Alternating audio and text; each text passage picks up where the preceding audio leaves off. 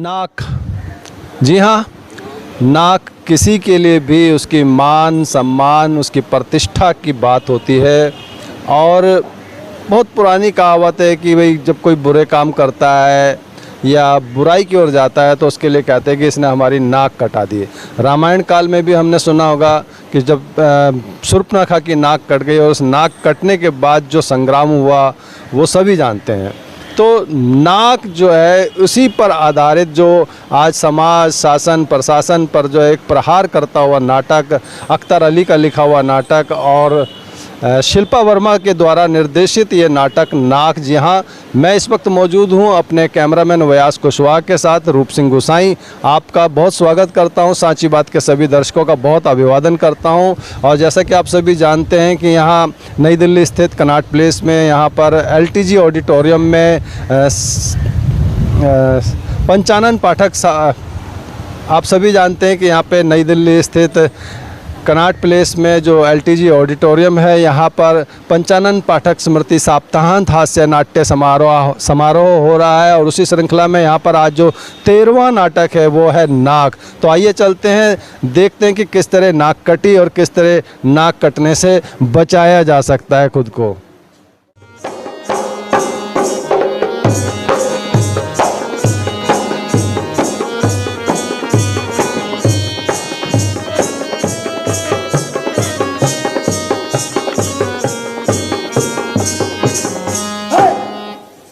बताओ हम ही लोग बजाते रहेंगे क्या?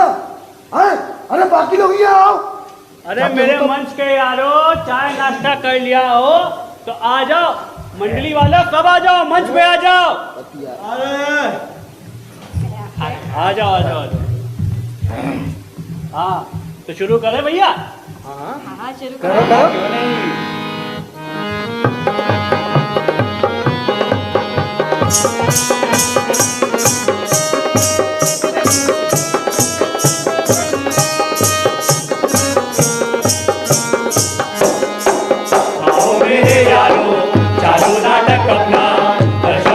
चिल्ला चिल्ला के तुम बुलाओ, क्या क्या देखा हमने, क्या क्या जाना हमने, सभी को मेरे यारो ये बताओ।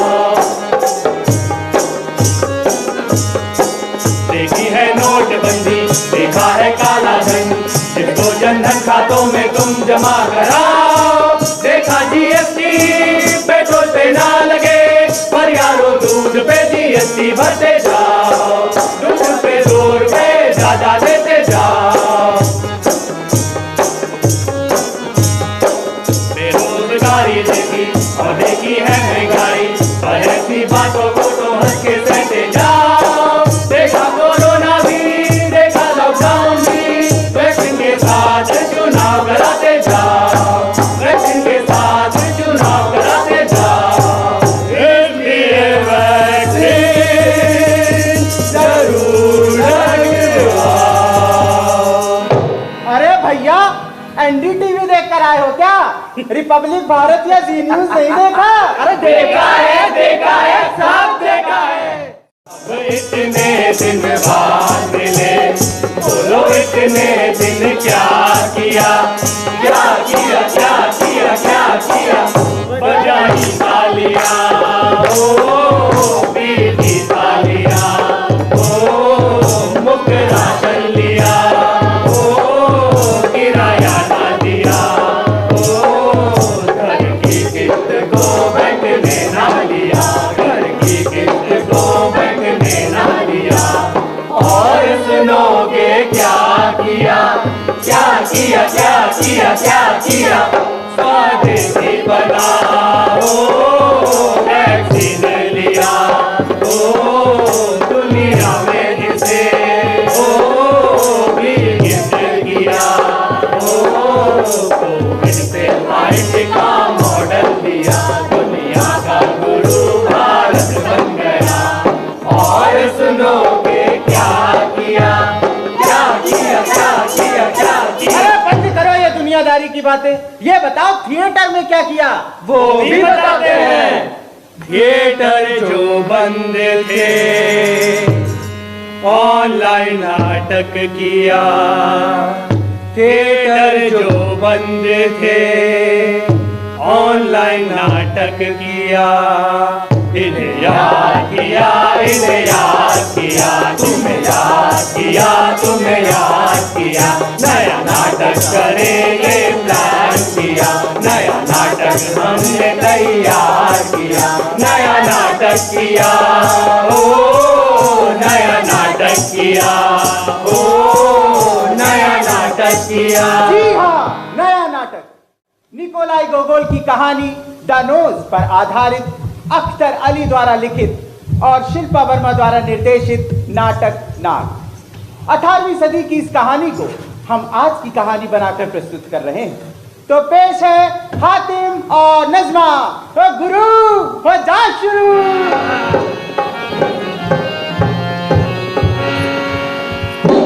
आशिकों में जिसका टाइटल टाइटैनिक, ओ आशिकों में जिसका टाइटल टाइटैनिक, किनारा दिखा करके डुबा दे गया झल्ला, मेरा हातिम झल्ला बल्ला, मेरा बल्ला झल्ला बल्ला, मेरा शौहर झल्ला बल्ला। हमने समझा था अच्छा शौहर जिसे, हाँ समझा हमने था अच्छा शौहर जिसे, वो तो सपने दिखा करके दगा दे गया झल्ला, मेरा हातिम झल्ला बल्ला, मेरा बल्ला झल्ला बल्ला, मेरा शौहर झल्ला बल्ला। दिल तेरा दीवाना है सनम, हाँ दिल तेरा दीवाना है सनम, जानते हो तुम कुछ ना सुनेंगे हम, ओ जानते हो तुम मार देंगे हम। दिल तेरा दीवाना है सनम, हाँ दिल तेरा दीवाना है सनम, मेरे अंगने में तुम्हारा क्या काम है, मेरे अंगने में तुम्हारा क्या काम है, मेरे अंगने में तुम्हारा क्या काम है, मेरे अंगने में तुम्हारा क्या काम है। जिसका पति हातिम,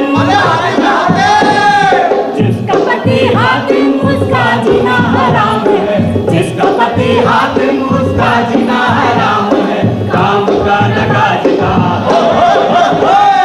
काम का नकाज का बस करता आराम है, काम का नकाज का बस करता आराम है, मेरे अंगने में तुम्हारा क्या काम है। ओ डार्लिंग आंखों से विचार करने दो, डार्लिंग आंखों से विचार करने दो, रुकना रुकना सिर्फ प्यार करने दो, डार्लिंग आंखों से विचार करने दो, डार्लिंग ओ डार्लिंग। हाय दैया,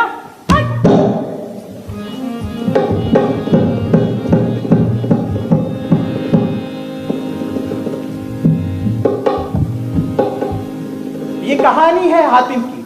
वही हातिम मेन मार्केट में नीम के पेड़ के नीचे जिसका सलून है। ये देखो हातिम कैसे मुंह तक चादर ओढ़े सो रहा है। रात को नशा करके आता है और ऐसे ही देर तक चादर ओढ़े सोता रहता है।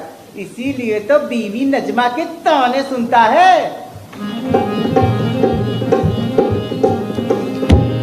देख लो इनके ठाट। लोगों की दोपहर हो गई लेकिन इस कलमुहे की सुबह नहीं हुई। न जाने इसके पिछले जन्म की कौन सी नेकी थी जो इस जन्म में इसको मैं मिल गई, और मेरे न जाने कौन से पाप थे जो इस जन्म में उसको ये कलमुहा मिल गया। अरे ओ कलमुहे नास पीटे माटी मिले, अरे ओ गंजेड़ी चरसी शराबी, चलो वो तुम और हम हैं हटके यारा, दिल भी मारे झटके, हो क्योंकि तुम हो हटके। हाय हाय हाय हाय हाय, अब तो ये इसका रोज का किस्सा हो गया है। सोता है तो मेरा शौहर रहता है, उठता है तो किसी और का होकर। नींद से जागता है लाऊं झाड़ू चमचा बेलन चिमटा। उठ उठ उठ। परियों के बीच में ये चुड़ैल कौन आ गई? कैसी कर्कश आवाज है? कोई है? इसे दरबार के बाहर ले जाओ और गरम तेल की कड़ाही में डाल दो। परियों के बीच चुड़ैल, कर्कश आवाज, गरम तेल की कड़ाही है? ये तो मेरे घर जैसा लगता है। ये बिस्तर, ये तकिया, ये चादर, ये खटमल और ये मच्छर सब पहचाने पहचाने लगते। इधर भी देख ले। ये चेहरा भी नहीं। कितना खूबसूरत ख्वाब देख रहा था और तुमने मुझे जगा दिया। ख्वाब में भी मेरी खुशी तुमसे बर्दाश्त नहीं होती। सिर से लेकर पैर तक, जिस्म से लेकर सोच तक का बदसूरत आदमी ख्वाब खूबसूरत देखता है। ख्वाब देखना मेरा मौलिक अधिकार है। कोई मेरे से मेरा अधिकार छीन नहीं सकता। चुप रहे अधिकार के बच्चे, बड़ी बड़ी बातें करता है। कर क्या लेगा तू? बताऊं? बता बताऊं? बता। सोच ले। सोच लिया। एक बार और सोच ले। दोबारा सोच लिया। एक बार और सोच ले। अरे सोच लिया। मैं मजाक नहीं कर रहा। अरे मैं भी बिल्कुल सीरियस हूँ। देख तो लो, कर क्या लेगा तू? ठीक है, कल ख्वाब में आ जा, फिर बताता हूँ। है? ख्वाब में क्यों? क्योंकि मैं ख्वाब के मामले ख्वाब में ही निपटाता हूँ। टेटे मत कर, ख्वाब के मामले ख्वाब में निपटाता हूँ। चल चल, मुँह आ दो, मैं नाश्ता लगाती हूँ।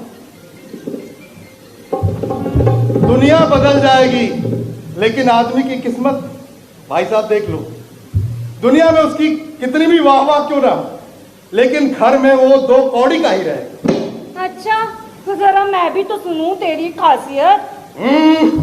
हातिम नाम है मेरा। पेशे से मैं नाई हूँ।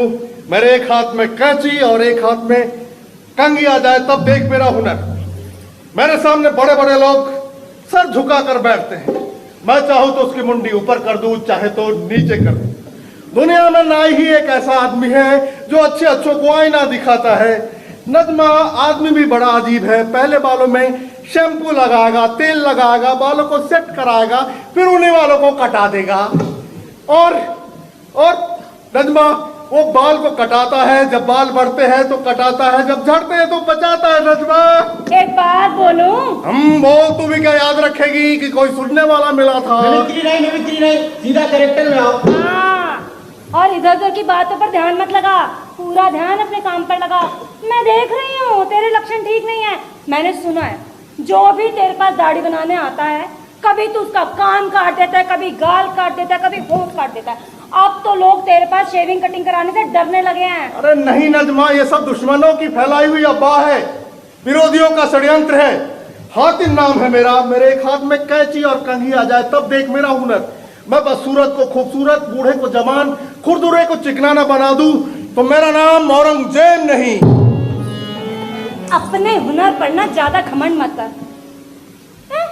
वैसे तेरा नाम तो औरंगजेब है ही नहीं।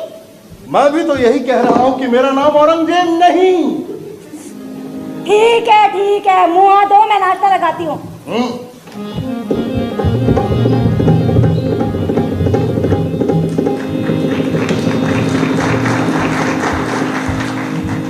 दर्शकों, अब दृश्य ये है कि नजमा तो चली गई रसोई घर में हातिम के लिए नाश्ता लेने। अब रसोई घर का दृश्य हम आपको नहीं दिखा पाएंगे। हम सीधा दिखाते हैं हातिम के नहाने का दृश्य। दर्शकों, इस दृश्य पर आपकी भरपूर ताली चाहिए। नहाने का इतना सजीव दृश्य आज तक मंच पर दिखाया न गया होगा। तो ये रहा दृश्य। अरे भैया दीक्षित जी, इधर की लाइट तो दे दो। वह क्या कर रहे हो पंडित जी?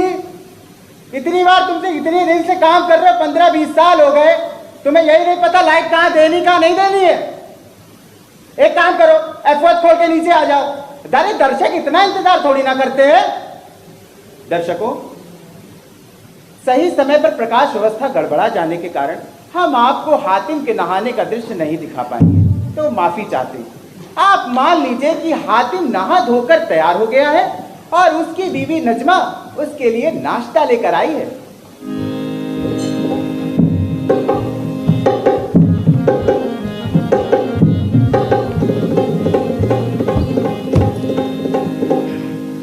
ये लो, देखो खाने के लिए कैसा तैयार बैठा है भूखा भेड़िया। अच्छा सुन, खाना खाकर सीधे दुकान जाना, संभल संभल कर शेविंग करना, ठीक है? हाँ ठीक है, पहले नाश्ता तो ला। ये ले। ये क्या, सिर्फ पाव और चाय? अरे पत्नी जी, मेरे पेट में धारा 144 नहीं लगी है कि 4 आइटम से ज्यादा नहीं जा सकते। माना तेरे पेट में धारा 144 नहीं लगी, लेकिन मियाँ घर में अन्न का कर्फ्यू जरूर लगा है। दाल चावल आटा तेल नमक मिर्ची धनिया अदरक लहसुन जीरा कुछ भी तो नहीं है तेरे घर में। ओ अरे अरे अरे मैडम, सुर तो ले लो।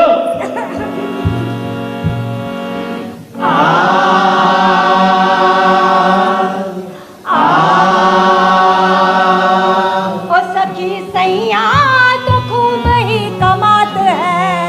अरे वाह वाह वाह वाह वाह वाह वाह। अरे भैया गाना तो गाने दो। अच्छा गाने गाने। ओ सखी सैया तो खूब ही कमात, महंगाई डाले दिखाए जाते हैं। ओ सखी सैया तो खूब ही कमात, महंगाई डाले दिखाए जाते हैं। अरे कमा कमा के मर गए सैया, कमा कमा के मर गए सैया, कमा कमा के मर गए सैया, कमा कमा के मर गए सैया। पहले तगड़े तगड़े थे, अब पतले पतले हो गए सैया। पहले तगड़े तगड़े थे, अब पतले पतले हो गए सैया। ओ सैया मर गए हमारे किसिया के, ओ सैया मर गए हमारे किसिया के। महंगाई डाले दिखाए जाते हैं। सैया तो खूब ही कमाते हैं। महंगाई डाले दिखाए जाते हैं। महंगाई डाले दिखाए जाते हैं। और सुनने में आया फ्री वाला राशन भी बंद होने को है। फ्री वाला राशन भी बंद होने को है। नजमा, मैं कमजोर दिल का आदमी हूँ, मेरे सामने ये डरावनी बातें मत किया कर। अरे 2 रुपए दूध में बढ़ गए तो क्या हुआ, पाव और चाय तो है ना। मैं पाव को यूं तोड़ूंगा, यूं डुबोऊंगा, यूं खाऊंगा। यूं तोड़ूंगा, यूं डुबोऊंगा, यूं खाऊंगा। यूं तोड़ूंगा, यूं डुबोऊंगा, यूं खाऊंगा। इसमें तो नाक है। क्या देखा? ये तो नाक है। मुझे मालूम था तू एक ना एक दिन किसी ना किसी की नाक जरूर काटेगा। कैसी बातें कर रही है, ये मेरे हाथों कटी नाक नहीं है। इतिहास गवाह है, जब जब नाक कटती है खुद के हाथों कटती है। ज्यादा बातें ना बना, मुझे बता ये किसकी नाक है, यहाँ कैसे आई? मेरे को नहीं मालूम, मैं आदमी को बाल से पहचानता हूँ, नाक से नहीं। लेकिन एक बात मैं दावे के साथ कह सकता हूँ। क्या? ये किसी औरत की नाक नहीं है। अच्छा बच्चों, तुझे औरतों की नाक की बहुत पहचान है। मुझे सच सच बता दे, आज तक कितनी औरतों की नाक साफ की है तू? ओहो, शक शक शक। सरकार ने शादी करने की उम्र तय कर दी है, तो शक करने की सीमा भी तय कर देनी चाहिए, सवाल करने की सीमा भी तय कर देनी चाहिए, और इस सवाल पर तो पूरी तरह पाबंदी होनी चाहिए। अभी तुम कहाँ हो? अभी तुम कहाँ हो? मुझे सच सच बताइए, नाक किसकी है, यहाँ कैसे आई?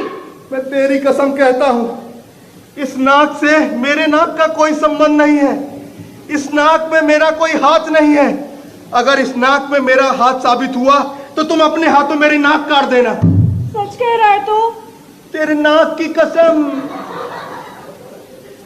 लेकिन तू इस नाक को ऐसी निगाहों से क्यों देख रहा है? ये नाक, इस नाक से मेरे नाक में एक अजीब सी सुगंध आ रही है। ये नाक मेरे को सूंघी सूंघी लग रही है।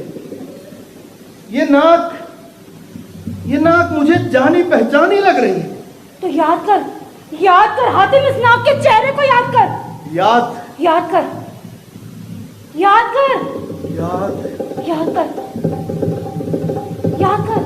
नहीं आ रहा। हाँ,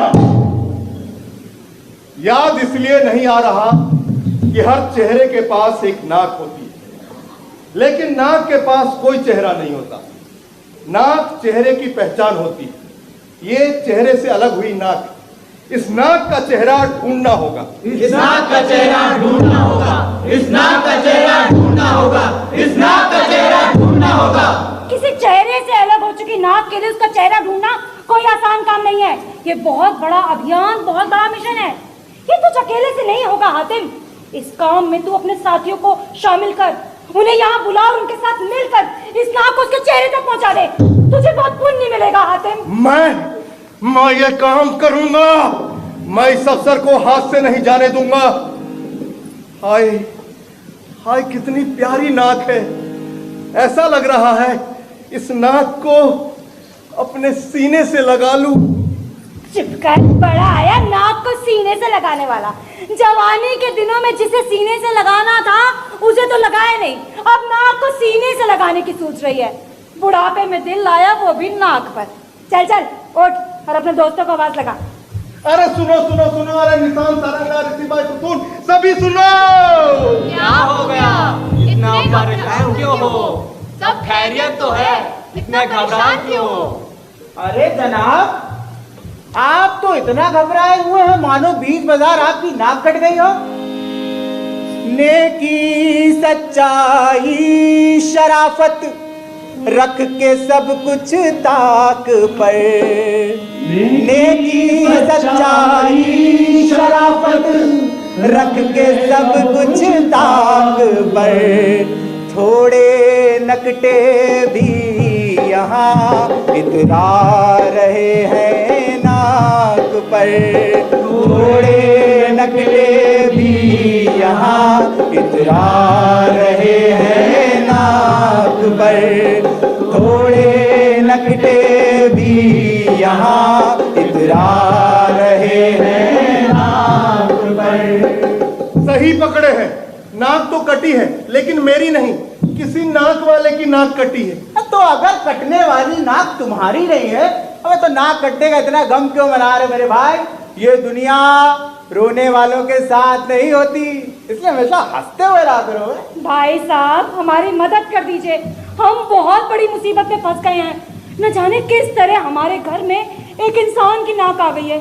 मुझे तो डर है कहीं हम नाक चुराने, नाक काटने या नाक अपहरण के मामले में फंस ना जाए। अरे लेकिन नाक है कहाँ? ये रही।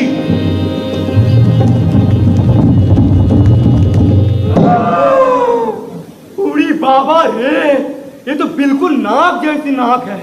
लगता है किसी ने बड़ी सफाई से नाक को काटा है। जरूर काटने वाले को नाक काटने का लंबा अनुभव रहा होगा। अरे लेकिन भैया ये भी तो हो सकता है किसी ने पैसे देकर किसी की नाक कटवाई हो, किसी ने किसी से नाक काटने की सुपारी ली हो। लेकिन भैया मेरे, ये भी तो हो सकता है कि इस नाक का किसी के पड़ोसी के चेहरे के कान के साथ चक्कर चलता हो, और आधी रात को जब नाक ने देखी होगी कि चेहरे की आंख बंद है, तो चुपके से निकल धीरे से कान के साथ भाग गई होगी। अगर ये प्रेम कथा है तो जरूर ये किसी अमीर की नाक होगी और वो किसी गरीब का कान होगा। तुम्हें कैसे मालूम? क्योंकि प्यार कभी समान लोगों के बीच ढूंढना होता है। लड़की अमीर है तो लड़का गरीब होगा, लड़का इस समाज का है तो लड़की उस समाज की नहीं नहीं, मैं नहीं मान सकता कि प्रेम में नाक इतनी हिम्मत कर सकती है कि आधी रात को घर से भाग जाए। भाई साहब शायद आपको मालूम नहीं, जब इंसान प्रेम में होता है तब उसमें अतिरिक्त ताकत आ जाती है। वो पूरे समाज से टकरा जाने का साहस कर लेता है। जरूर नाक ने उससे कही होगी, तुम जैसा रखोगे रह लोगी, एक टाइम खाकर जी लोगी, एक साड़ी में जिंदगी गुजार दोगी। अच्छा, और उसने कहा हुआ कि एक टाइम खा के रह लूंगी, एक साड़ी में जिंदगी गुजार लूंगी, तो फिर वो फेंकाते फेंकाते हातिम नाई के घर कैसे पहुंच गई? देख भाई, हुआ ये होगा कि 4-6 महीने साथ रहने के बाद इसी प्रेमिका ने अपने प्रेमी पति से कहा होगा, जब एक टाइम खाना नहीं खिला सकते थे, एक ढंग की साड़ी खरीदने की हैसियत नहीं थी, तो शादी किए ही क्यों? हाँ, और ऐसा ताना सुनते ही निकम्मे प्रेमी के अंदर के सुस्त मर्द को जोश आ गया होगा। उसने हाथ से गाल पर और पैर से और पैर से और पैर से कहीं भी लात मारकर कहा होगा, हरामजादी जबान लड़ाती है, और ऐसा कहकर घर से निकाल दिया होगा। फिर बेचारी भटकते भटकते यहाँ आ गई हो। अब भैया, एक बार जो घर से भागता है उसके नसीब में ठहरना कहाँ होता है? अरे भैया मेरे, दादा मेरे, अरे तुम लोगों की बकवास खत्म हो गई हो तो वापस नाक के मसले पर आए। इस नाक का बोझ जो मेरे सर के ऊपर है उसे उतारने में मेरी मदद करो। बिल्कुल ठीक कहा आपने। आओ साथियों, अपन नाक से नाक को लड़ाएं। सूंघे नाक को नाक से। शरीर की क्रियाओं में नाक की भूमिका को समझें।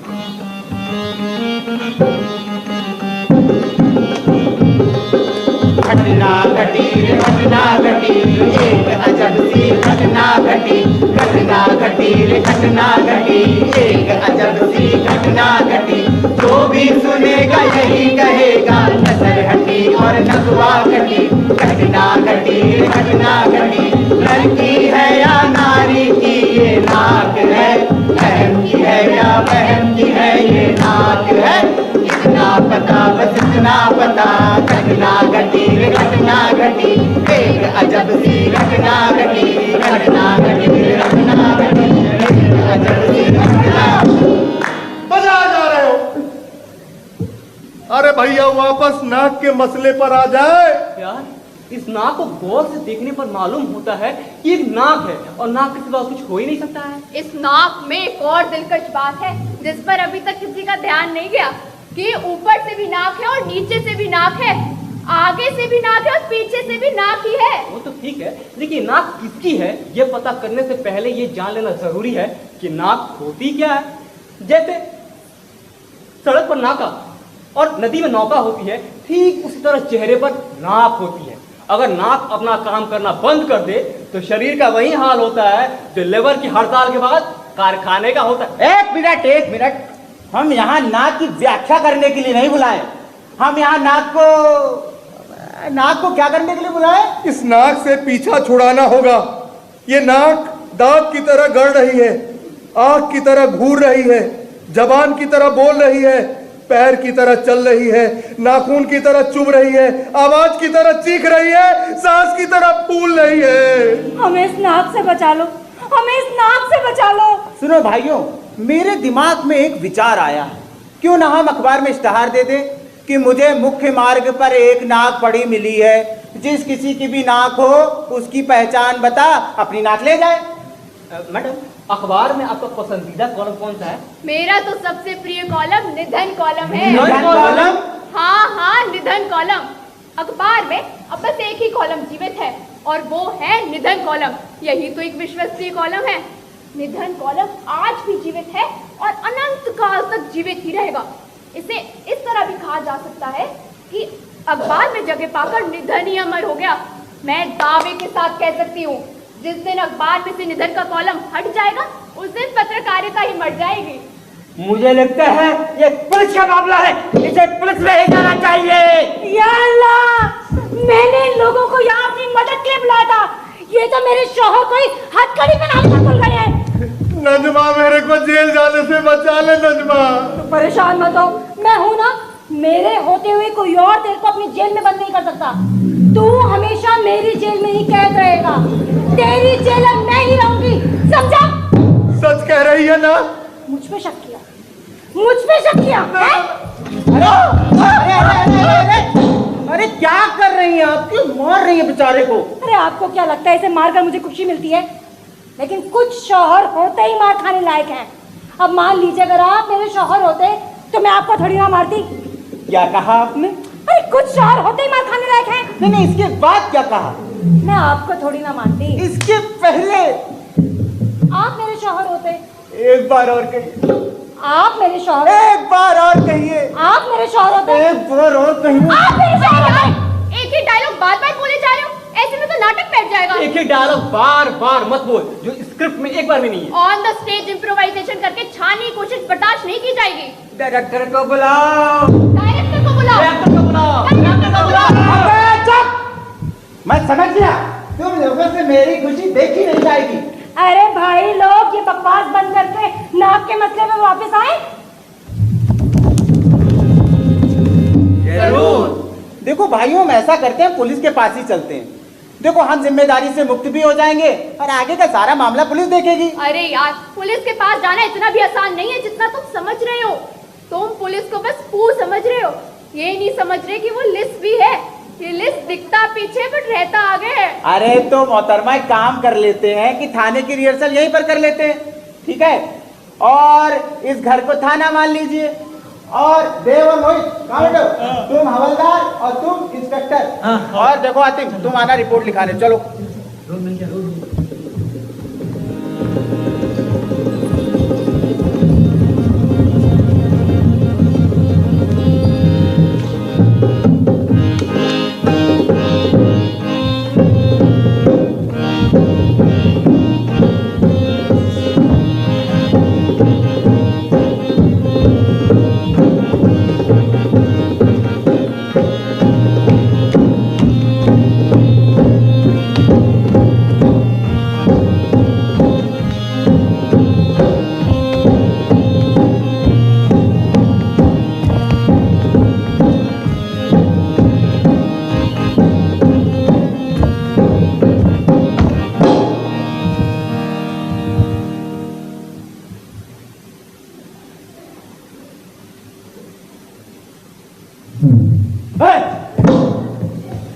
हवलदार, सरकार, समय खराब चल रहा है।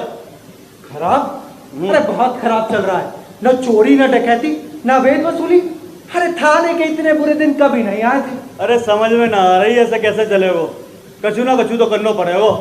सरकार, मुझे तो लग रहा है थाने को किसी की नजर लग गई है। देखना कैसे हरा भरा थाना मुरझा सा गया है। अरे ऐसे हाथ पे हाथ धर के बैठने से कछु नहीं होगा रे। सरकार, मेरे दिमाग में एक अच्छा आइडिया है। आइडिया और अच्छा है तो तेरे दिमाग में क्या आया हुआ है भाई, मेरे दिमाग में आना चाहिए। सीनियर के रहते जूनियर के दिमाग में आइडिया है, अच्छी परंपरा ना है। हाँ, हुजूर फरमाया झापना आपने। ये आइडिया मेरे दिमाग में इसलिए आया क्योंकि उस समय मैं आपके दिमाग से सोच रहा था। मेरे दिमाग से सोच रहा था? अल्लाह, तो देख देख वेर कहिए, मुंह से पूछे बना, मेरे दिमाग को इस्तेमाल नहीं। ये बातें समझ में आना। अरे सरकार, इसलिए समझ में ना आती क्योंकि उस समय मेरी खोपड़ी में आपका दिमाग नहीं बल्कि मेरा खुद का दिमाग होता है। दिमाग खराब कर दो ना। अच्छा बता आइडिया का है? आइडिया सरकार, क्यों ना इस थाने को भोजनालय बना दिया जाए। भोजनालय? हाँ, भोजनालय, रेस्टोरेंट, ढाबा। और वैसे भी तो यहाँ बात खाने की होती है। सरकार, समोसा कचौड़ी। तो ताने भोजनालय बना दे। हाँ, ताले मेरे दिमाग को इस्तेमाल ढंग से नहीं कर पाओ। एक मिनट, ग्राहक की खुशबू आ रही है। ग्राहक कहाँ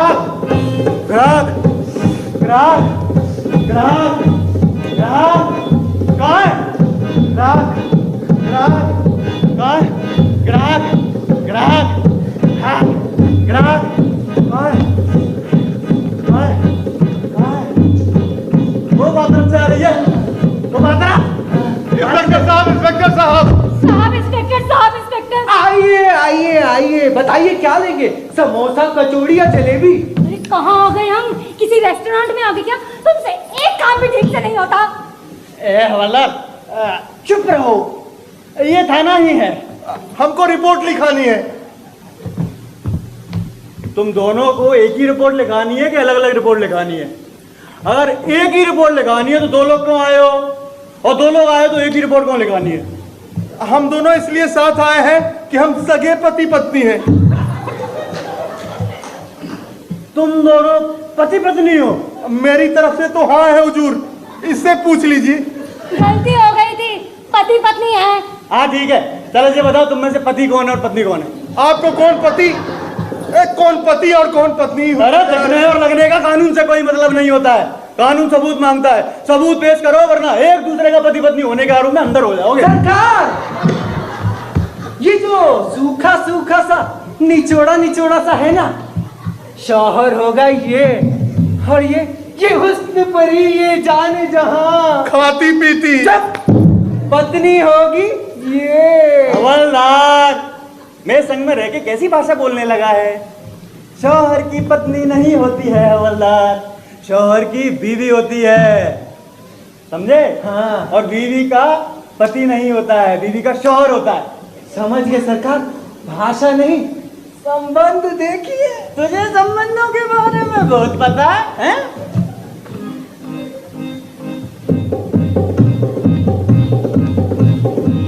ज्यादा तो नहीं पर इतना जरूर जानता हूँ कि औरत को शादी जरूर करनी चाहिए। हर आदमी को औरत की देखा देखी नहीं करनी चाहिए। अगर औरत करती है तो करे ना, अपन को क्या। हाँ ठीक है। हाँ।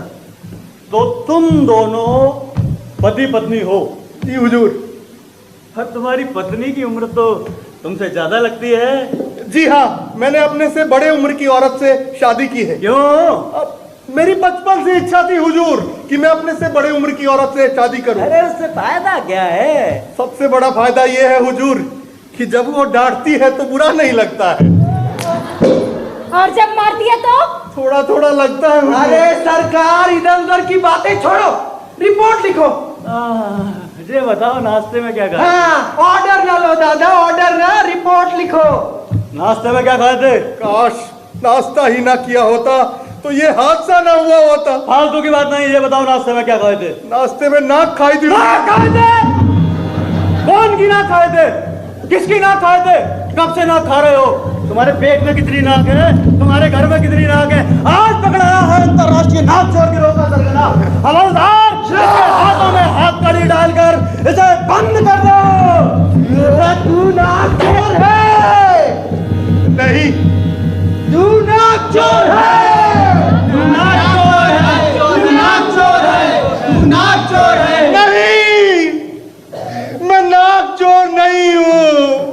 हाँ देख, तू नाक चोर नहीं है, तू तो बस काम चोर है, काम चोर। ऐसे है कि चोरों को पुलिस पकड़ सकती है लेकिन काम चोर को नहीं पकड़ सकती। तू नाक चोर नहीं है, तू नाक चोर नहीं है। नहीं हूँ मैं नाक चोर, नहीं हूँ मैं।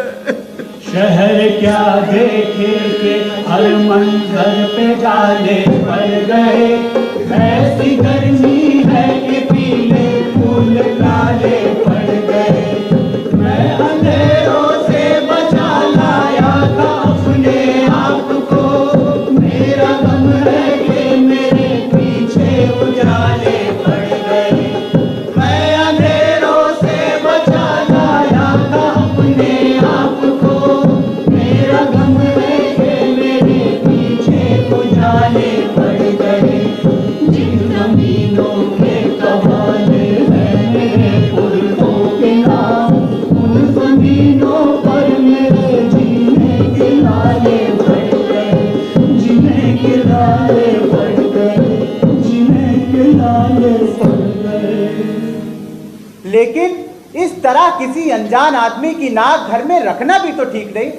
कल को अगर 4 लोगों को मालूम चल गया कि इनके घर चोरी की नाक है तो मोहतरमा आपकी तो नाक ही कट जाएगी। बिल्कुल ठीक कहा आपने।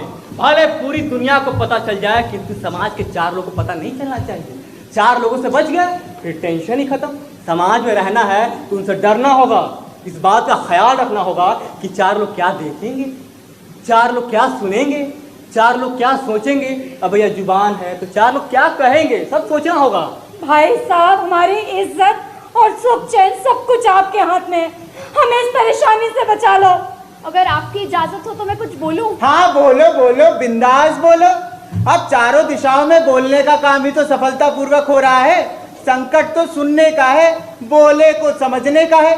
अरे बोल लीजिए मोहतरमा, आप बड़ी खुशकिस्मत है जो बोलने वाले दौर में जन्मी है। अरे बोल भी लीजिए। मैं बस इतना कहना चाह रही थी कि जब भी हम किसी अच्छे काम को करने के लिए जाते हैं तो किसी एक्सपर्ट की मदद लेते हैं, तो क्यों ना हम भी किसी एक्सपर्ट को संपर्क करें। हाँ। काम हम करेंगे, कैसे करना है ये वो बताएंगे। हाय कितना मीठा बोलती हैं आप। वैसे एक्सपर्ट की बात आपने बहुत अच्छी कही। तो इधर उधर की बातों में नाटक कमजोर करने से अच्छा है कि सीधा एक्सपर्ट की एंट्री कराओ। तुमने दी आवाज, लो मैं आ गया। अरे अरे एक्सपर्ट साहब, थमिए थमिए थमिए। ये बताइए आपकी उम्र कितनी है? 30 साल। 30 साल? तो ये 90 साल के आदमी की तरह आवाज क्यों निकाल रहे हो? वो क्या है ना, हमारी डायरेक्टर साहिबा ने 30 साल की उम्र में 60 साल की बुढ़िया के बड़े रोल किए हैं, इसलिए अब वो अपनी सारी खुन्नस हम पे निकाल रही हैं। सलमान जैसे लौंडे को एक के अंगल बना दिया। ये मेरा स्टाइल है। अबे तुमसे कहा था ना टोपी पहन कर आना, टोपी कहाँ तुम्हारी? बंदोबस्त नहीं हुआ। बंदोबस्त? अरेंजमेंट। अरेंजमेंट मतलब उर्दू बोल लोगे, अंग्रेजी बोल लोगे, बस हिंदी बोलने में तकलीफ है। एक टोपी का अरेंजमेंट नहीं कर पाया। नाटक वालों के साथ यही समस्या है, इन्हें टोपी पहनना तो आता है, पहनाना नहीं आता। अब इतना हिम्मत, वरना नाटक लड़खड़ा जाएगा। ये चीज फिर से करो, एंट्री फिर से करो। क्राउड वापस आओ। अबे तुम्हारी आरती उतारे क्या? वापस आओ।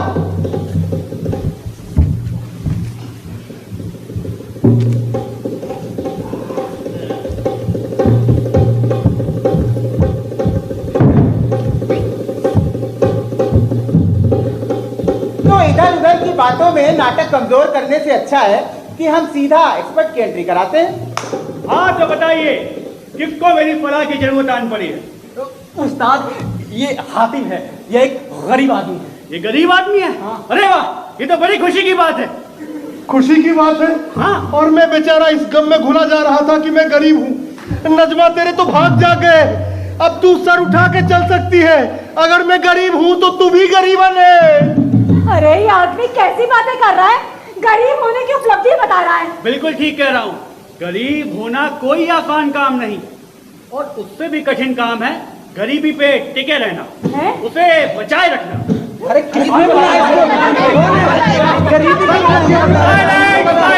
अरे मुझे मेरे अंदर से एक आवाज आ रही है कि मैं आप लोगों को गरीब होने के तरीके बताऊं। गरीब होने के लिए कभी सुबह का सपना मत देखो। सुबह सुबह सपना देखो। जो व्यक्ति सुबह जल्दी उठ के नहा धोकर पूजा पाठ करके बुजुर्गों का आशीर्वाद ले, बच्चों को लाड़ कर 8 बजे काम पे चला जाए, अमीर होना उनकी मजबूरी है। ये लोग भले कितनी मेहनत कर लें, कभी गरीब हो ही नहीं सकते। गरीब होने के लिए सुबह 10 बजे तक सोए पड़े रहना जरूरी है। उसके बाद 1.5 घंटे तक ब्रश करना होता है। क्या करना होता है? हाँ, वो भी किसी दूसरे के चबूतरे पर बैठकर। उसके बाद 1 घंटे तक पड़ोसी के घर का अखबार उसी के घर में पढ़ो। ये गरीब होने का पहला चरण है। किसी को कुछ पूछना है? गरीब होने के कौन कौन से काम करने होते हैं? बहुत काम करने पड़ते हैं, बहुत काम करने पड़ते हैं। ये मत पूछना कि बैठे ठाले गरीब हो जाओगे। गरीब होने के लिए चप्पलें गिर जाती हैं बाबू। गरीब होने के लिए आपको पता होना चाहिए कि शहर में क्या चल रहा है। दूसरे गरीबों से नेटवर्क बनाना जरूरी है। वो गरीब ही क्या जिसको शहर के चप्पे चप्पे का ना पता हो। क्या कह रहे हैं आप? गरीब को शहर के चप्पे चप्पे?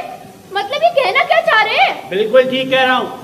गरीब होने के लिए आपको पता होना चाहिए कि कहाँ फल बांटे जा रहे हैं, कहाँ राशन बंट रहा है, कहाँ कंबल और कपड़ों का वितरण हो रहा है। जो हमेशा लेने वालों की लाइन में हो वही तो हमेशा गरीब है। बिल्कुल ठीक कह रहे हैं आप। Any question? उस्ताद, मैं गरीब बनना चाहता हूँ। तुम गरीब बनना चाहते हो? मैं जानता था मेरे भाई, मेरे दोस्त, तुम लोगों में वो बात है, तुम लोग वो कर सकते हो, इसमें वो जज्बा है। Yes, he can do it। मेरे भाइयों, मेरे दोस्तों, आम आदमी और गरीबी के बीच शिक्षा दीवार बनकर खड़ी है।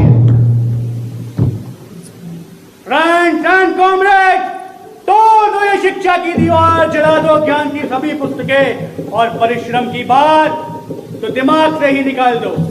बस ईश्वर के भरोसे बैठो।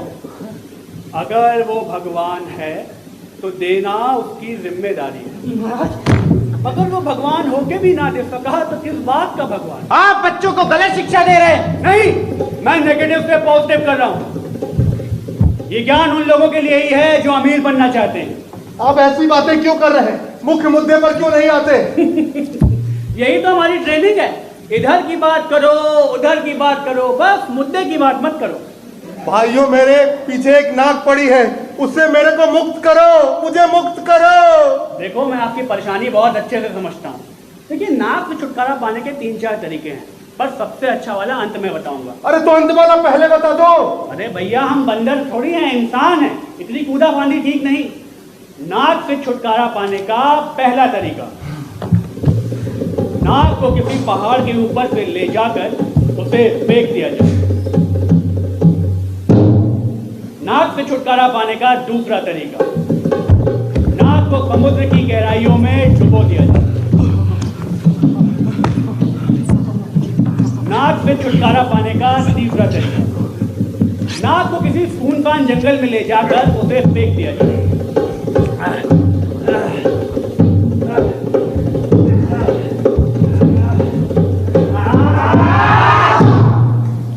अब जानिए अंतिम और सबसे वाजिब तरीका। पहले जानिए नाक क्या चीज है, क्या है इसकी उपयोगिता, क्या है इसका महत्व। नाक होती है हर चेहरे पर चेहरा सिर्फ इंसान का नहीं होता, धर्म का भी चेहरा होता है, समाज का चेहरा होता है, राजनीति का चेहरा होता है, शासन का चेहरा होता है, प्रशासन का चेहरा होता है, और हर चेहरे पर होती है एक नाक। नाक इस बात का प्रतीक है कि सब कुछ ठीक ठाक है। अगर चेहरे पर नाक नहीं तो समझ जाना चाहिए कि कहीं ना कहीं कुछ गड़बड़ है। तमाम व्यवस्थाओं की दृश्य नाक इंसानी चेहरे पर नजर आती है, क्योंकि सभी व्यवस्थाएं इंसान द्वारा ही तो संचालित है।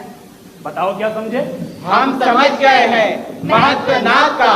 नाक मर्यादा का प्रतीक है। जब जब मर्यादा भंग होती है नाक चेहरे का साथ छोड़ देती है। अगर चेहरे पर नाक नहीं तो चेहरा कुरूप हो जाता है। चेहरे को कुरूप होने से सिर्फ चरित्र ही बचा सकता है। चरित्र समूची व्यवस्था के रूप सज्जा का सामान है। नाक की महिमा से इनकार नहीं, लेकिन ये नाक जो मेरे पीछे पड़ गई है उसका मैं क्या करूं? इससे मैं कैसे मुक्त हो सकता हूं? तुम मुक्त होना चाहते हो, जिम्मेदारी से मुक्त होना चाहते हो। तुम समझ नहीं रहे कि तुम क्या हो सकते हो और तुम क्या होने जा रहे हो। मैं समस्या का समाधान चाहता हूं, समस्या की वजह में मेरी कोई दिलचस्पी नहीं। यही तो फर्क है एक अज्ञानी में और विद्वान में। अज्ञानी समस्या को खत्म करना चाहता है और विद्वान समस्या की वजह को। हमें समझना होगा कि अगर तुम्हें एक नाक मिली है तो जरूर कहीं ना कहीं किसी की नाक कटी होगी। हमें पता लगाना होगा किसकी नाक कटी, क्यों कटी। क्या इस कटी नाक को चेहरे पर वापस स्थापित किया जा सकता है, या फिर जो नाक एक बार कट गई तो कट गई, अब उस व्यक्ति को नाकदार होने का कोई हक नहीं। समय रहते नाक बचाना बहुत जरूरी है, वरना नाक को तरस जाओगे। समझे? हाँ हाँ समझ गए समझ गए। अब दृश्य परिवर्तित होगा। अब कहानी हातिम के घर से नकटे के घर में जाएगी, जहां नाक कटने की पड़ताल होगी। हेलो मिस्टर सचिव। Yes sir. अब मैं ऑफिस नहीं आऊंगा, वहां का सारा काम तुम संभाल लेना। हाँ बेफिक्र है सर, सैलरी से लेकर कमीशन तक सब संभाल लूंगा। पर जब से आपकी नाक कटी है ना, मैं बहुत दुखी हूँ। आपकी नाक मेरी नाक है, पर मुझे इस दुख में अपने साथ ही समझिए। मुझे एक बात समझ में नहीं आ रही कि आपकी नाक कटी कैसे। Shut up! नाक कटी नहीं है, नाक चोरी हो गई है। ये कैसे हो सकता है कि आंख के नीचे से नाक चोरी हो जाए? इडियट, ये चोरी की आधुनिक तकनीक है। यहाँ आंख से नाक तो बहुत दूर की बात है, यहाँ तो आंखों से सपने भी चोरी हो रहे हैं। नाक कटी नहीं है। वाह रे झूठा चोटा। क्या कहा? सही कहा आपने कि नाक कटी नहीं है, नाक चोरी हुई है। पर लोग तो कहते हैं कि नाक कटी है। अरे नाक को तो एक ना एक दिन कटना ही था। इतने बुरे काम जो करते थे, नाक कब तक बचती? इधर आ, इधर आ। सचिव है, सचिव ही बन के रहे, मेरे जैसा ऑफिसर बनने की कोशिश मत कर। तौबा तौबा तौबा तौबा, कैसी बात कर रहे हैं ये?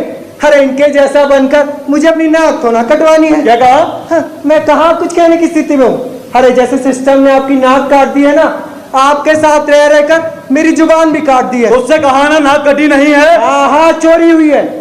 आपकी नाक शासन की नाक, प्रशासन की नाक, समाज की नाक, अरे राजनीतिक मंच पर चमकने वाली नाक। ये नाक किसी तंत्र मंत्र या जादू टोटके से नहीं कटेगी। कटेगी तो सिर्फ अपनी हरकतों से कटेगी। अरे चोरी नहीं होगी, सिर्फ कटेगी। इधर और इधर है। अरे तू सा क्या ढंग से आ जाना। और एक बात बता, तू मेरी तरफ है क्या ये जनता की तरफ है? ना, ये सवाल आपको कतई नहीं करना था। क्या मेरे खड़े होने से क्लियर नहीं होता कि मैं किस तरफ हूं, मेरा मुंह किस तरफ और मेरी पीठ किस तरफ? और हाँ, मेरी सैलरी पर तो आप ही दस्तखत करते हैं, तो मेरे माए बाप कौन हुए? नहीं हुआ। तो फिर तू मेरी बात सुन। मेरी नाक कटी हो, चोरी हुई हो या गायब हो, इसमें एक बात एकदम समान है कि वो अपने स्थान पर नहीं है। सही बात है। अगर नाक के जाने का कारण पता नहीं चलता तो उसकी वापसी का रास्ता नहीं निकाला जा सकता।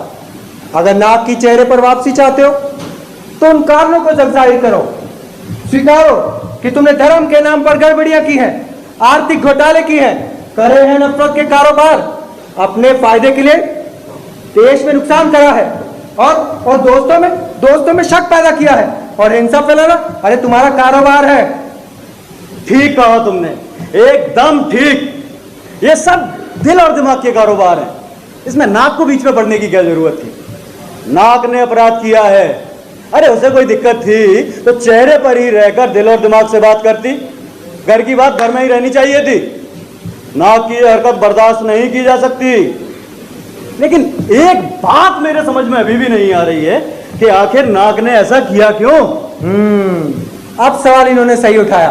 कि नाक ने ऐसा किया ही क्यों। सर जी, हर नाक का अपना चिंतन होता है, हर नाक का अपना अध्ययन और अध्यात्म होता है। नाक शरीर की मालकिन होती है, नौकर नहीं। पर पता नहीं लोग इस गलतफहमी में क्यों हैं, क्योंकि चेहरे पर नाक है। अरे चेहरे पर ही नाक नहीं होती, नाक का भी अपना चेहरा होता है। बहुत घमंड है ना नाक को अपने नाक होने पर, लेकिन उसे यह नहीं मालूम कि चेहरे के बिना उसका कोई वजूद नहीं होता। उसे मेरी ताकत, मेरी पावर का अंदाजा नहीं है। एक बार, बस एक बार नाक मेरे हाथ में आ जाए, फिर देखना मैं उसकी क्या हालत करता हूं। नाक कट गई पर हेकड़ी नहीं गई।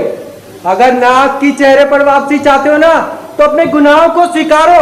अरे अपने किए पर शर्मिंदा हो, होश और पास में किए गए पाप का प्रायश्चित करो और कसम खाओ कि आगे से जो भी काम करोगे जिम्मेदारी और ईमानदारी से करोगे, तो पुनः नाक अपने स्थान पर लौट आएगी। अरे तुम तो ऐसे बात कर रहे हो जैसे तुम्हें नाक का पता ठिकाना मालूम है। चल बता मेरी नाक कहाँ है, चल बता। हाँ मेरी नाक कहाँ है, बता। चल इधर से बता।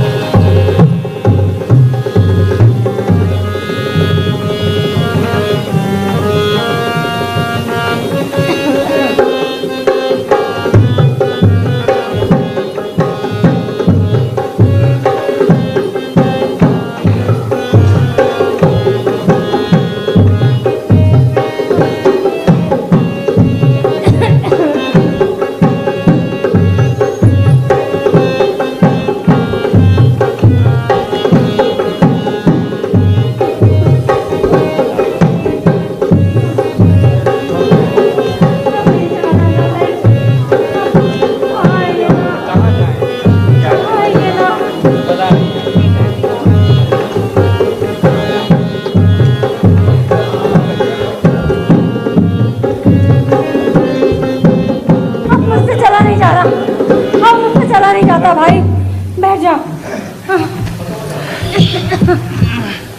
बहुत थक गया हूँ। कितने दिन हो गए इस नाक को लेकर गांव गांव, शहर शहर, कस्बा कस्बा घूम रहा हूँ। हर राहगीर के चेहरे को गौर से देख रहा हूँ, लेकिन हर चेहरा नाकदार ही नजर आ रहा है। अब इस नाक का बोझ और नहीं उठाया जाता मुझसे। अरे भाई लोग, मुझे तो लगता है जिस इंसान की नाक कटी होगी वो तो कहीं मुंह छुपाकर बैठा होगा। उसे यहाँ सड़कों पर ढूंढना अपना समय खराब करना है।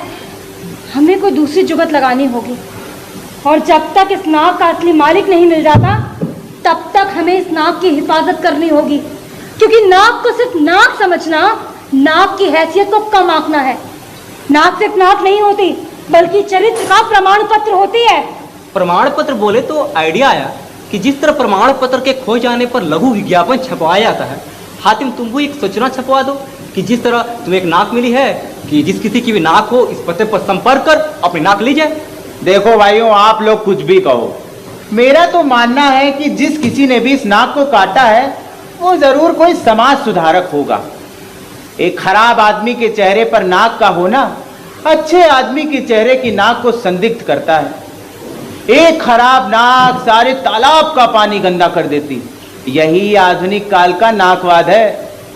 इस नाक का गंभीरता पूर्वक मुआयना करने के बाद मैं तो इस नतीजे पे पहुंची हूँ कि होना हो ही किसी अमीर आदमी की नाक है, किसी खास की नाक है। अरे मोहतरमा, नाक हमेशा खास आदमी की तो कटती है, गरीब की नाक तो रगड़ते रगड़ते घिस जाती है। ना जाने इस वक्त वो नकटा आदमी क्या कर रहा हो। चलो भाई, चलो उठो, ढूंढे चल के नाक को। चलो भैया, चलो चलो। अरे भैया चलो।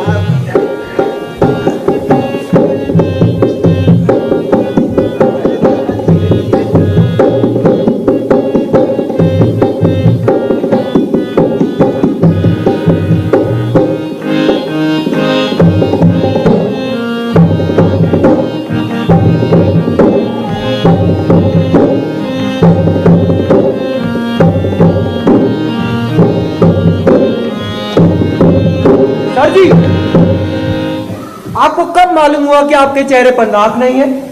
सुबह जब मैं आईने के सामने ब्रश कर रहा था तो मैंने देखा कि मेरी नाक नहीं है। नाक ब्रश अरे नाक का ब्रश से क्या संबंध? और ब्रश करते समय तो तुम्हारा ध्यान दांतों पर होना चाहिए था। लोग सही कहते हैं कि तुम्हारी निगाहें कहीं होती है, निशाना कहीं और तुम्हारा मुंह कहीं होता है और तुम देखते कहीं और है। अभी तो नाक कटी है, कल कुछ और ना कट जाए। तुम मुझे डराने की कोशिश मत करो, मैं किसी से नहीं डरता। हाँ, यही तो तुम्हारी गलतफहमी है कि तुम किसी से डरते नहीं हो। अरे तुम तो एक डरे हुए इंसान हो।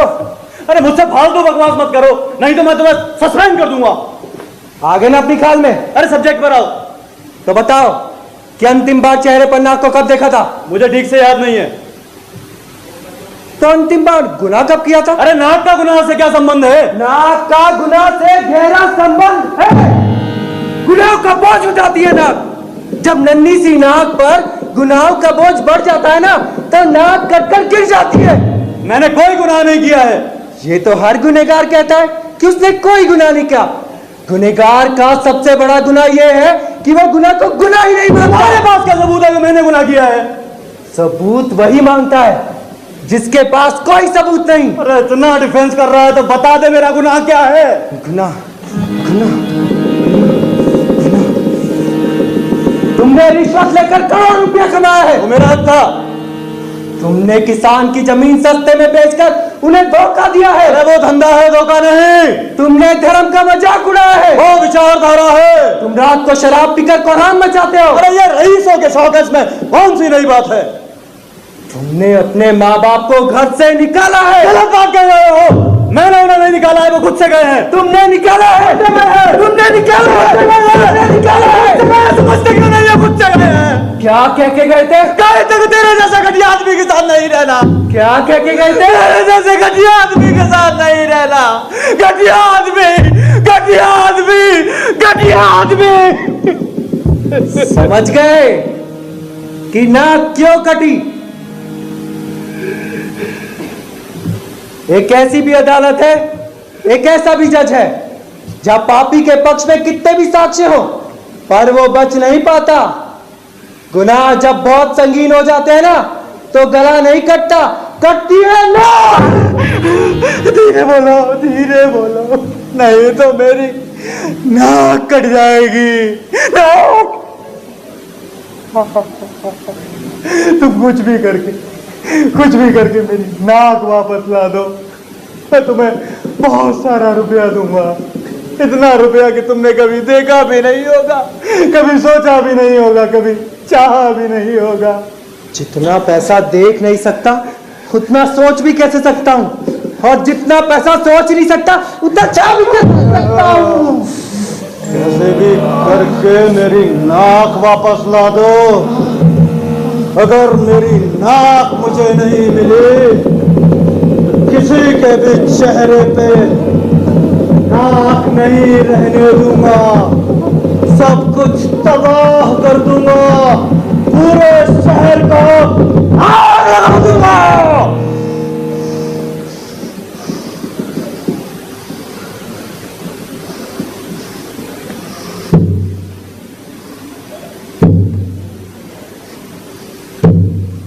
बोल लिए, तुमने यही बोलना था। तुम्हारे जैसा आदमी मेरे जैसे आदमी को अंत में यही बोलता है। जब झूठ पराजित होने लगता है तो हिंसा पर उतर आता है। डर पैदा कर जो शासन करते हैं, उनका डर जब खत्म हो जाता है तो सत्ता भी खत्म हो जाती है। कोई किसी को कब तक डरा सकता है, तो कोई किसी से कब तक डर सकता है। हाँ, नाक, नाक, नाक, नाक कहाँ है तू? तू जहां भी है चले आ, और आकर अपना स्थान ग्रहण कर। मैं तुझे कुछ नहीं कहूंगा। नाक, नाक, नाक, नाक।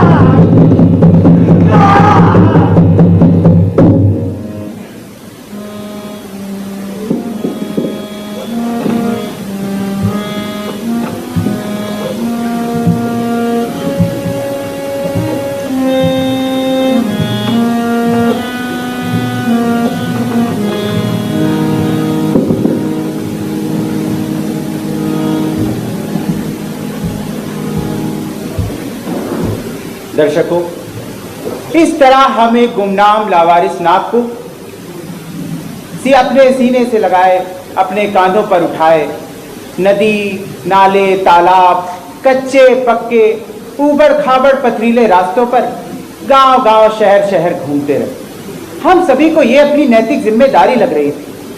अब गांव, शहर, जंगल, पहाड़ के ऊबड़ खाबड़ पथरीले रास्तों के दृश्य हम आपको नहीं दिखा पाएंगे, तो माफी चाहते हैं।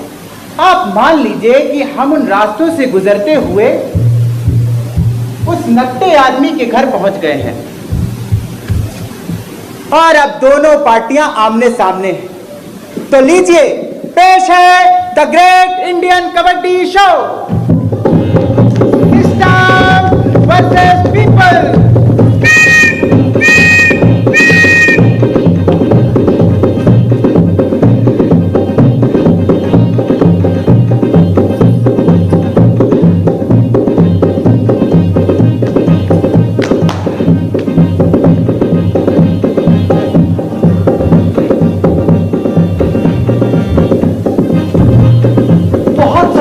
तकलीफ के बाद हम आप तक पहुंचे हैं। हमने सुना है कि आपको कटी नाक मिली है ना? अरे वो मेरे बॉस की है।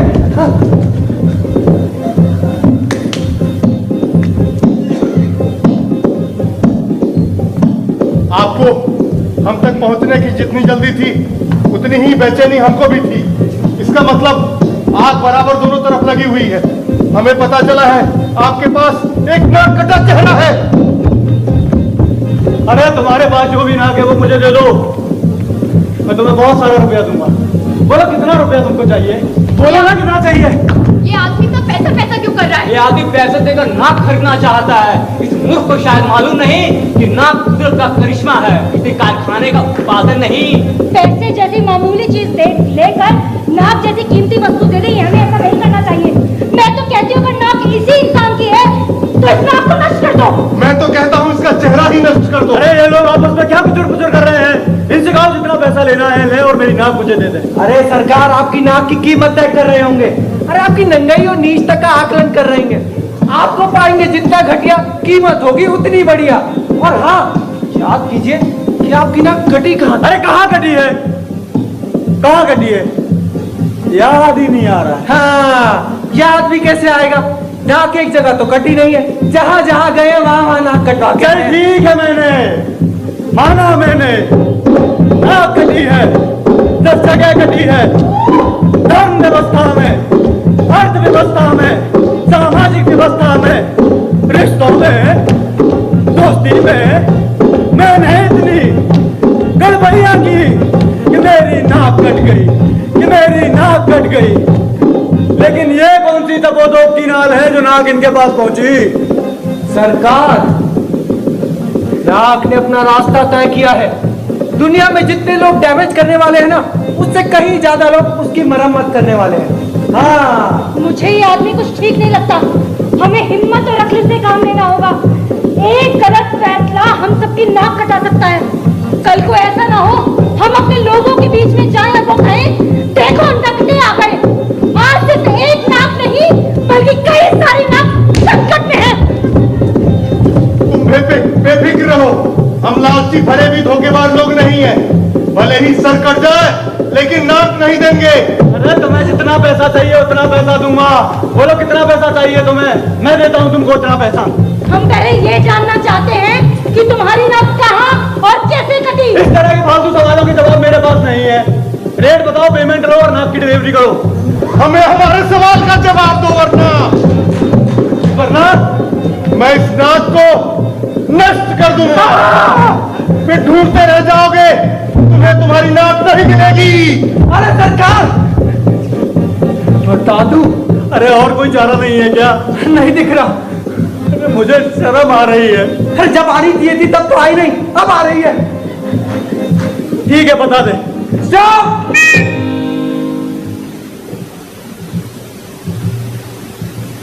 जितना हो सकता है उतना मैं आपको बता देता हूं। वैसे इतनी बड़ी बात नहीं है जितनी नाक विभाग ने कार्रवाई करी है। इन्होंने बस थोड़ा सा कमीशन लिया है, रिश्वत 2-4 करोड़ रुपए, ज्यादा नहीं, बस अपने फायदे के लिए दोस्तों में शक पैदा किया है बस। और हाँ, वैसे निहायती शरीफ आदमी है, पर स्थितियां ऐसी बन गई थी कि 2-4 लड़कियों के साथ शारीरिक शोषण अपने आप ही हो गया। और हाँ, हिंसा इन्होंने फैलाई है बस आटे में नमक के बराबर। अरे ये भी कोई मामला है?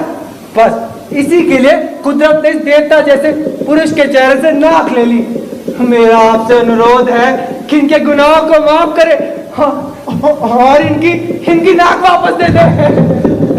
ये आदमी तो गुनाहों का ढेर है, नाक देना तो दूर की बात, अगर इनके चेहरे पे नाक है तो उसे काट लेनी चाहिए। हम शीशे जैसे लोग इनकी पत्थर जैसी दुनिया में रहेंगे तो चकनाचूर हो जाएंगे। ये आदमी जैसा दिखने वाला एक खतरनाक जानवर है, इसकी भूख कभी मरने वाली नहीं है। नाक वापस मिलते ही ये पहले से भी ज्यादा खूंखार हो जाएगा। ये लोग हमारी सुख शांति की दुनिया को निगल लेंगे। नाक वापस लेने के लिए कहेगा। मेरे प्यारे साथियों, मैं अपने किए हुए काम के लिए शर्मिंदा हूँ और इस गलती के लिए आपसे माफी मांगता हूँ।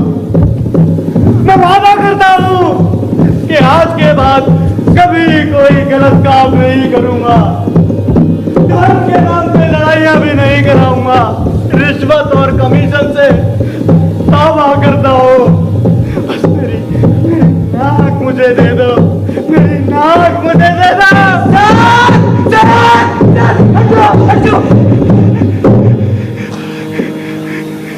छोड़ना मत इसे। भाइयों, अब हमें और इनकी बातों में नहीं आना है। ये लोग इसी तरह से देश और समाज को खोखला करते रहते हैं और हम इनकी लच्छेदार भाषा में मूर्ख बन जाते हैं। ये लोग पूरी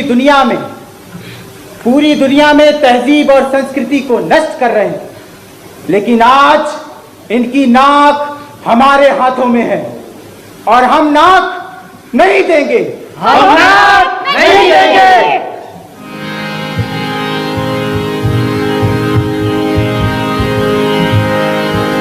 कहने को खत्म हुआ नाटक यहाँ, पर इस लड़ाई का अंत कहाँ। मैदाने जंग हो गई ये विधा, नाटक को समझो ना तुम मस्तियाँ, नाटक को समझो ना तुम मस्तियाँ, नाटक को समझो ना तुम मस्तियाँ।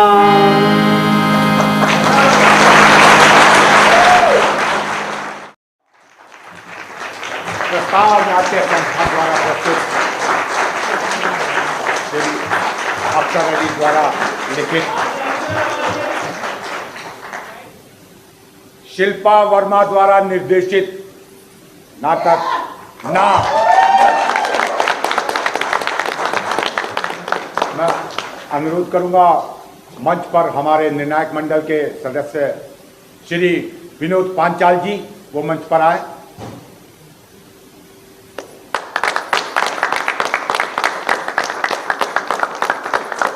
और अजय रोहिल्ला जी,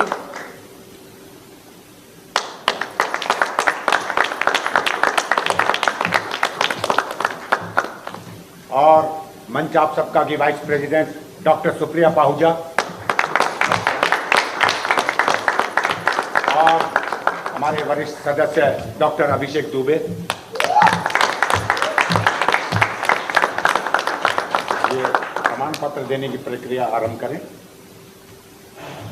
मुकेश झा,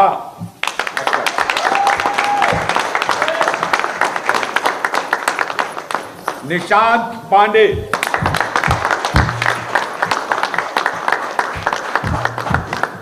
सारंग वर्मा,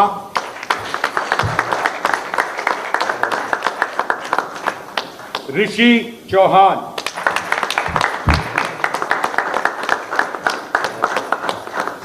प्रत्यूष पाठक,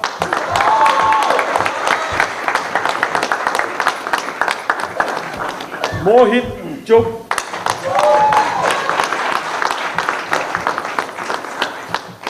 देवेंद्र सिंह,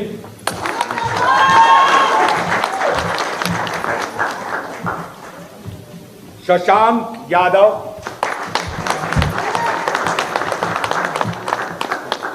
चैतन्य राज, आ जाइए।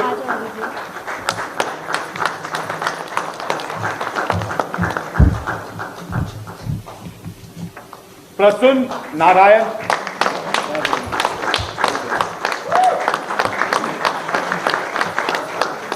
और रूप सज्जा में थे मोहम्मद रशीद राशिद,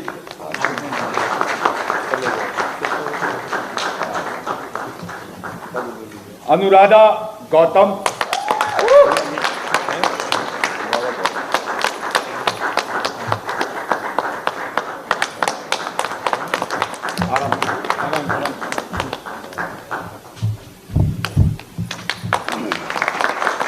रेणु दीक्षित,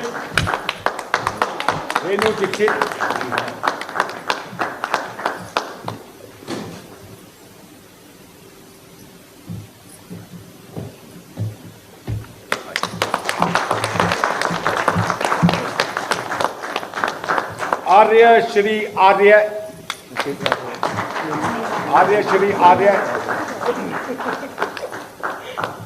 और लाइट्स पर थे वरिष्ठ रंगकर्मी राज नारायण दीक्षित जी,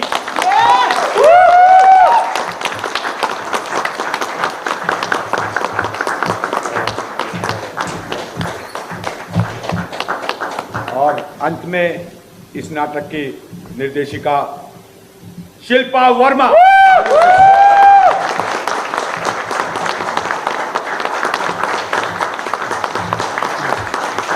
हमारा अगला नाटक होने जा रहा है मूर्ख मंडली, जिसके निर्देशक हैं डॉक्टर अभिषेक दुबे, 7 बजे।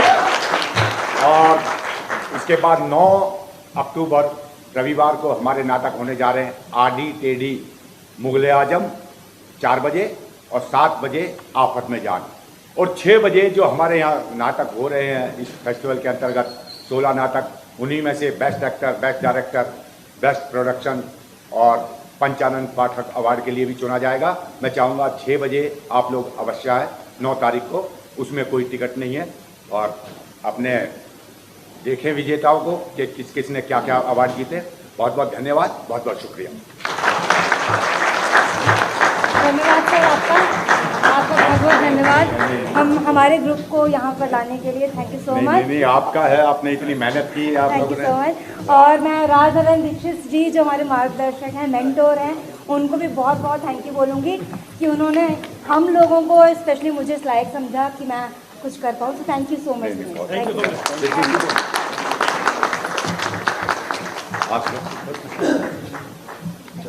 ओके जी, बहुत बहुत शुक्रिया, बहुत बहुत धन्यवाद।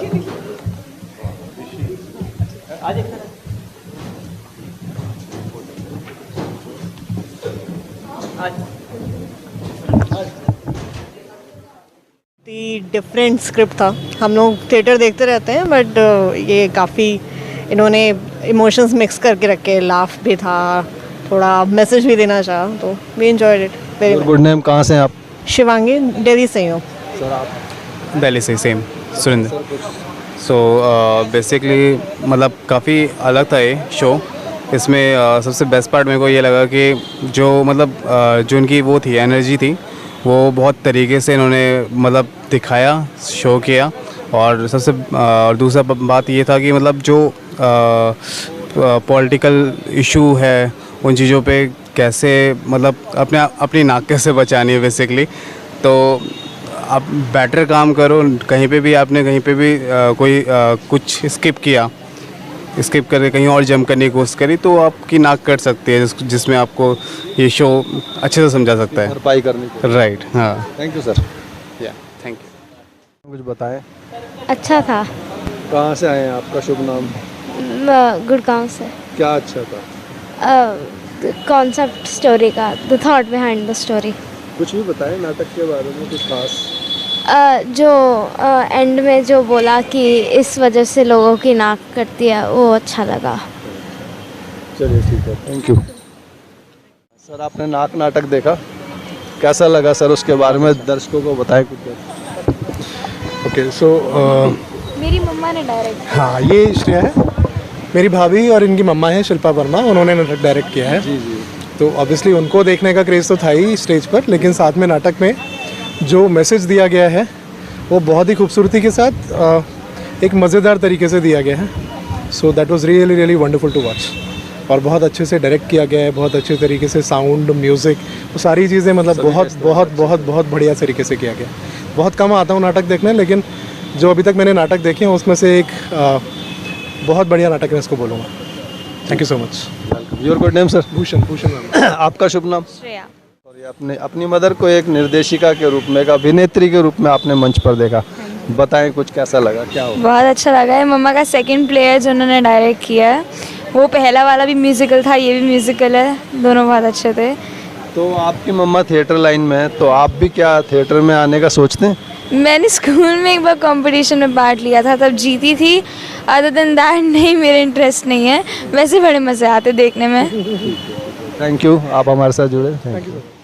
आपने देखा नाक, कुछ बताएं सर दर्शकों को उसके बारे में। काफ़ी अच्छा था, इसमें सभी कलाकारों ने बहुत अच्छे से काम किया। म्यूज़िकल कॉमेडी था तो सभी ने बहुत ज़्यादा एंजॉय किया, खास करके डायरेक्टर शिल्पा वर्मा जो कि खुद उन्होंने एक्ट भी किया, प्रत्युष जिन्होंने म्यूज़िक दिया, और हातिम का रोल काफ़ी इंटरेस्टिंग लगा। जैसे उनकी एंट्री हुई काफ़ी अच्छा लगा हम लोगों को, काफ़ी लोगों ने एंजॉय किया। गुड नेम सर, कहाँ से? पीयूष, मैं यहीं दिल्ली से हूँ। Thank you sir. मैडम आप कुछ कहना चाहेंगे? बस सबका अच्छा था, बहुत अच्छा था। आपने बोल दिया उन्होंने। Thank you. सभी का रोल इतना अच्छा था, किसको बोले अच्छा है कम है। जी जी, बहुत अच्छा था, कॉमेडी भी था, सीरियस भी था, व्यंग भी था, सब कुछ था। बहुत धन्यवाद। हमारे साथ जो अभी आपने नाटक देखा, उनकी निर्देशिका शिल्पा वर्मा जी, जो कि खुद एक मुख्य किरदार में थी, तो बहुत स्वागत है मैडम हमारे चैनल में सांची बात में। Thank you so much. हमारे दर्शकों को मैडम बताएं कि ये नाक जो सब्जेक्ट लिया आपने, इसको क्यों चुना, इसकी कैसे रूपरेखा तैयारी की आपने? देखिए, चुना तो इसलिए क्योंकि इतना एप्ट है ये, मतलब निकोलाई गोगोल जी ने बहुत पहले लिखा है, फिर अख्तर अली जी ने इसको अभी ट्रांसलेट किया है, लेकिन ये अभी का भी है, मुझे लगता है आगे भी चलता रहेगा, पहले भी था इस तरह का जो सदियों से चलता आ रहा है। तो ये टॉपिक बहुत रेलिवेंट है, इस वजह से हमें इसने चुना। और फिर इसकी कैसे तैयारी की, जैसे हमें ह्यूमर क्रिएट करना था, तो किस तरह से कैरेक्टर डिज़ाइन, हातिम जी और नजमा कैसे लड़ाई नोक झोंक, वो शायद मुझे लगता है उसने बहुत लोगों से कनेक्ट किया, आम जनता से। फिर इस वजह से थोड़ा सा मतलब कॉमिक टाइमिंग क्रिएट करने की कोशिश की, बस ऐसे थी। बहुत बढ़िया, अच्छा था, आपका किरदार भी बहुत अच्छा था। तो जो थिएटर के जो लोग हैं उनके बारे में क्या कहना चाहेंगे, जो थिएटर में जो दर्शक, उनको? दर्शकों को यही बोलना चाहूँगी कि दर्शक आने चाहिए। एक्चुअली थिएटर में हमें बहुत ज़्यादा प्रमोशन करना पड़ता है, फिर भी बहुत दिक्कत से दर्शक आ पाते हैं, तो वो थोड़ा सा है, शायद हमने इतना अवेयरनेस क्रिएट नहीं किया, क्योंकि जो लोग थिएटर करते हैं वो लोग आते हैं, उनके रिश्तेदार आते हैं, लेकिन आम जनता तक हम लोग पहुंच नहीं पा रहे हैं। तो वो पहुंच जाएं तो बहुत ही अच्छा है, क्योंकि जिस तरह के हम सब नाटक करते हैं, सब कुछ ना कुछ मॉरल दे रहा होता है, तो वो बहुत अच्छा है कि लोगों तक पहुँचे। मैडम, आप पंचानन पाठक स्मृति सप्तांत हास्य नाट्य समारोह का हिस्सा है, इसमें आपने भाग लिया, तो पंचानन पाठक साहब के या ये जो समारोह हो रहा है, इसके बारे में क्या कहना है? समारोह तो मतलब बहुत बड़ी चीज़ है, जैसे छोटे छोटे ग्रुप्स को एक प्लेटफॉर्म पर लाना, 16 नाटक एक साथ करना, ये तो मतलब दिनेश अलावत जी की बहुत ही बड़ी बात है, जो इतना बड़ा नाटक कर पा रहे हैं। हम एक नाटक करने के लिए बहुत मुश्किलों से थिएटर बुक करके कर पाते हैं, आपको जानते हैं बजट वगैरह की बहुत दिक्कत होती है। ये बहुत बड़ा 16 प्लेस का नाटक करना, एक सप्ताहांत थिएटर फेस्टिवल करना बहुत बड़ी बात है, तो थैंक यू सो मच इस चीज़ के लिए। थैंक यू मैडम, आप हमारे साथ जुड़े, शुक्रिया। हमारे साथ मुकेश झा हैं, जो कि एक मुख्य किरदार में थे, हातिम नाई के किरदार में थे। सर बताएं अपने किरदार को लेकर, नाटक को लेकर कुछ। मेरा किरदार हातिम नाई का था, और जो कि इस समाज में आम वर्ग को प्रस्तुत करता है। एक आम आदमी है जो कि समाज में है, और वो प्रशासन तक पहुंचना चाहता है, और उसे कितनी कठिनाइयाँ, बाधाएं आती हैं, और उस बाधाओं को पार करते हुए भी अपने जीवन यापन करता है, और उसके बावजूद भी उस पर कितना दबाव और प्रेशर डाला जाता है, तमाम चीज़ों को लेकर ये पूरा चरित्र इस तरीके से मेरा हातिम नाई का था। थैंक यू सर, आप हमारे साथ जुड़े, शुक्रिया। हमारे साथ थिएटर के अभिनेता देवेंद्र सिंह जी हैं, जिन्होंने जो नाक कट गई, जो शासन, जो प्रशासन के द्वारा जो कुरीतियाँ हैं, उसे उभारने में बहुत अच्छा रोल निभाया। तो सर बहुत स्वागत है सांची बात में। सर अपने रोल को लेकर के दर्शकों को कुछ बताएं। धन्यवाद आपका। सबसे पहले तो ये रोल के बारे में बात करूं तो पहले मुझे एक छोटा सा कैरेक्टर दिया गया था इसमें और स्टार्ट कहा गया था कि आप स्टार्ट करिए, और मैंने धीरे धीरे जब शुरू किया और जब इसकी डेप्थ में जाता गया तो उसमें बहुत गहराइयाँ थी इन कैरेक्टर्स में। और जब मैंने करना शुरू किया तो जो मेरी ऊर्जा है वो रिहर्सल के दौरान ही मतलब काफ़ी ऊर्जा उसमें काफ़ी एनर्जी मतलब इन्वेस्ट होती थी, और मैं समझ गया था कि इसमें काफ़ी डेप्थ है इस कैरेक्टर में और इसको करने में मुझे बहुत मज़ा आया। और इसके लिए मैं अपनी डायरेक्टर का बहुत बहुत धन्यवाद देना चाहता हूँ, शिल्पा वर्मा जी का और श्री राजनारायण दीक्षित जी का, जिन्होंने मुझे ये मौका दिया। इसके लिए बहुत बहुत धन्यवाद। सर वो जो आपकी मुरैना वाली स्टाइल थोड़ा भाषा दर्शकों। हाँ, ये एक्चुअली में इसका वाकया ये हुआ कि अभी 2 दिन पहले तक हम अपने उसको जो जनरल लैंग्वेज होती है उसी के उसमें एक्सेंट में ले रहे थे, तो सडनली मेरे मुंह से कोई बुंदेली मेरे मुंह से है ना कुछ निकल गया। तो मेरे डायरेक्टर साहब ने कहा कि आप इसको बुंदेली उसमें सारा कर दीजिए। तो फिर मैंने उसको एकदम से ये कन्वर्ट कर दिया, पूरा का पूरा बुंदेली। एक पार्ट मैंने पूरा उसका बुंदेली स्टाइल में लिया और दूसरा उसको नॉर्मल उसमें रहा कि इससे किसी के क्यूज़ में कहीं प्रॉब्लम ना आए, कहीं किसी को प्रॉब्लम ना हो। जितने मेरे डायलॉग्स थे उनको मैंने बुंदेली में लिया, पर जितने मेरे सह कलाकार के डायलॉग्स थे जहां पर क्यूज थे उनके, उनको मैंने प्रॉपर उसमें दिया, इससे कि उनको भी कोई परेशानी ना हो मेरे साथ में मिक्स एंड मैच करने में। तो ये बड़ा अच्छा था ये मेरे लिए एक्सपीरियंस। थैंक यू सर, आप हमारे साथ जुड़े। Thank you so much. आप थिएटर कब से कर रहे हैं सर? मैं शौकिया थिएटर करता हूं और लगभग 10-12 साल हो गए मुझे थिएटर करते हुए। कॉलेज के समय से कर रहा हूं, नौकरी के साथ में मैं शौकिया थिएटर भी करता हूं। थैंक यू सो मच, धन्यवाद आपका। आपका शुभ नाम?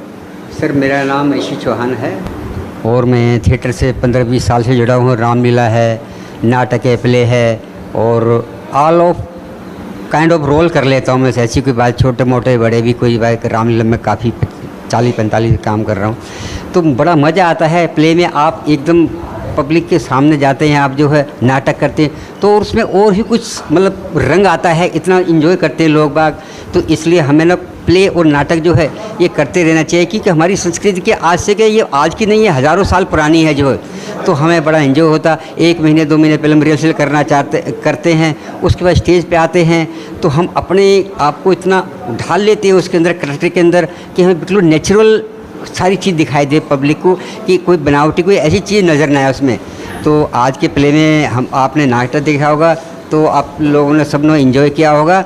और मैं दीक्षित साहब का और अपने डायरेक्टर साहब का, प्रोडक्टर साहब का, ये अपने उनका जो है बहुत बहुत शुक्रगुजार हूँ कि आज मैं प्ले करके आप लोगों के सामने यहाँ प्ले। आपकी उम्र से लगता है कि आपने थिएटर को बहुत साल दिए हैं, तो जो नए लोग जो थिएटर में आना चाह रहे हैं, नए कलाकार, उनके लिए क्या कहना चाहेंगे? उनके लिए सर मैं यही कहना चाहता हूँ कि तब आज से ये थिएटर इतना पुराना है ये, तो इसलिए कहता हूँ कि नई जनरेशन है आज उसको पिक्चर की बजाय जो प्ले के अंदर अच्छी, जो नेचुरल बिल्कुल आदमी आमने सामने स्टेज पे बैठ के देखे और थिएटर में हैं, और उसमें जो पिक्चर में बहुत फ़र्क होता है। लेकिन जो हम कंटिन्यूटी आज डायलॉग होते हैं, फिल्म होती है कुछ हो, उसमें तो कट टू कट आपको टाइम मिल जाता है हर चीज़ का जो, लेकिन इसमें समय नहीं मिल पाता। अब डायरेक्टर ही सीधे के सीधे जो है आप स्टेज पे आते हैं, कंटिन्यूटी उस प्ले को जो एंड तक जो है निभाते हैं उसको। तो इसलिए यही है कि लोगों को ज़्यादा से ज़्यादा जो है हमेशा जो है प्ले के अंदर जो है भाग लेना चाहिए।